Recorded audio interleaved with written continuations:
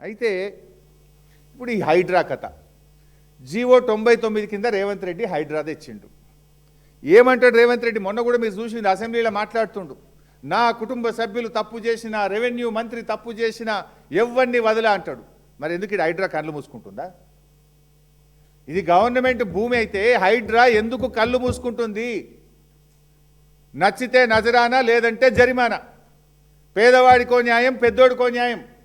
పేదల ఇండ్లు కూర్చోడానికి ఉరికురికిపోతుంది హైడ్రా. శనివారం ఆదివారం పోయి కూలగొడుతుంది, ఆదివారం చూసుకొని కోర్టు లేనప్పుడు పోయి కూలగొడుతుంది. మరి ఇక్కడ 374 ఎకరాలు 7,000 కోట్ల రూపాయల భూమి. ఈ భూమి కాపాడడానికి హైడ్రాకు ఎందుకు మనసు వస్తలేదు? ఎందుకు హైడ్రా కళ్ళు మూసుకుంటున్నది?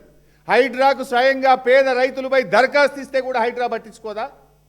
రోజు పత్రికల్లో పుంఖాలుగా వస్తుంటే కూడా హైడ్రాకు వినబడతలేదా? హైడ్రాకు కళ్ళు కనబడతలేవా? దరఖాస్తు ఇస్తే కళ్ళు కనబడవు. రోజు పుంఖాలుగా సోషల్ మీడియాలో పత్రికల్లో వార్తలు వస్తే హైడ్రాకు వినబడదు. అంటే పేదోడుకో న్యాయం, పెద్దోడుకో న్యాయమా? హైడ్రా ఎందుకు స్పందించదు? రేవంత్ రెడ్డి డైలాగులు అసెంబ్లీలో కొట్టినావు కదా, ఎవరిని వదిలా, నా తమ్ముడిని వదిలా, పొంగులేటిని వదిలా. మరి ఇండ్లు ఎందుకు వదిలిపెడుతున్నావు? ఈ 7,000 కోట్ల వెనుక మీరు ఉన్నారు కనుకనే వదిలిపెడుతున్నారు. Why are you not acting on this? ఎట్లా ఈ నిమిషానికి అక్కడ బౌన్సర్లు ఉన్నారు? ఇప్పుడు ఆ మహిళా రైతులు చెప్పిండ్రు, నా బాయి కాడికి, నా పొలం కాడికి నన్ను పోనిస్తలేరు, పోతే నా భర్తను బౌన్సర్లు పిసికి ఒత్తి పడేసిండ్రు. నా భర్త ఒక నెల రోజుల దాకా మంచం మీదకి వెళ్ళి లేవలేదు అని చెప్పి ఏడ్చుకుంటూ ఆ చెల్లె చెప్తా ఉంది. ఎట్లా పోనీయరు వాళ్ళను?